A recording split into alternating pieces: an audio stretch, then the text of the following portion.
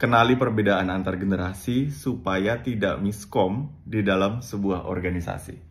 Kita tahu faktor yang membentuk karakter manusia, kepribadian kita itu nature dan nurture. Nature itu adalah bawaan, nurture itu adalah bagaimana lingkungan membentuk kita. Lingkungan membentuk kita ini dalam skala yang gede banget itu adalah zaman, era di mana kita tinggal.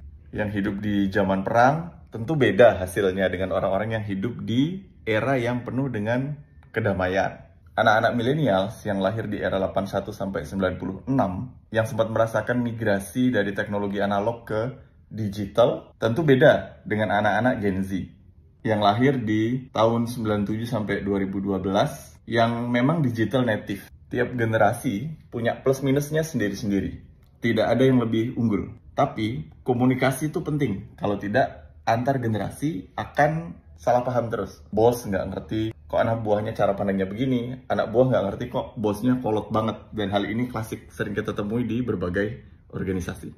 Tiap generasi bisa saling belajar tentang plus minus generasi lainnya. Misalnya nih ya, yang generasi milenial ke belakang itu bisa belajar pada anak-anak Gen Z membuat sesuatu itu supaya lebih cepat. Ini anak-anak Gen Z terbiasa dengan segala sesuatu yang instan, cepat. Kalau video ya video-video pendek, langsung ke poin, tidak bertele-tele. Daripada sibuk nyatet mendingan di screenshot. Kalau bingung research tinggal cari ChatGPT dan lain sebagainya. Nah, ini dunia yang cepat yang kita perlu belajar kepada generasi-generasi di bawah kita. Salah satu hal lainnya yang bisa kita pelajari adalah bagaimana anak Gen Z ini, nah ini mereka hidup purpose driven.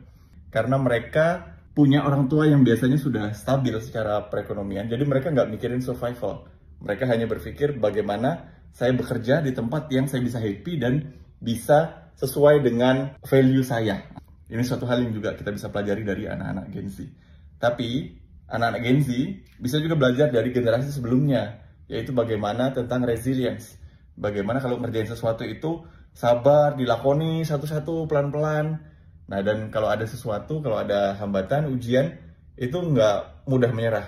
Karena mereka terbiasa hidup dalam situasi zaman yang sulit. Jadi mereka mengerjakan sesuatu itu persisten tuh, terus. Ada tantangan terus, dan nggak mudah menyerah. Jadi intinya setiap generasi itu punya kelebihan dan kekurangannya sendiri-sendiri.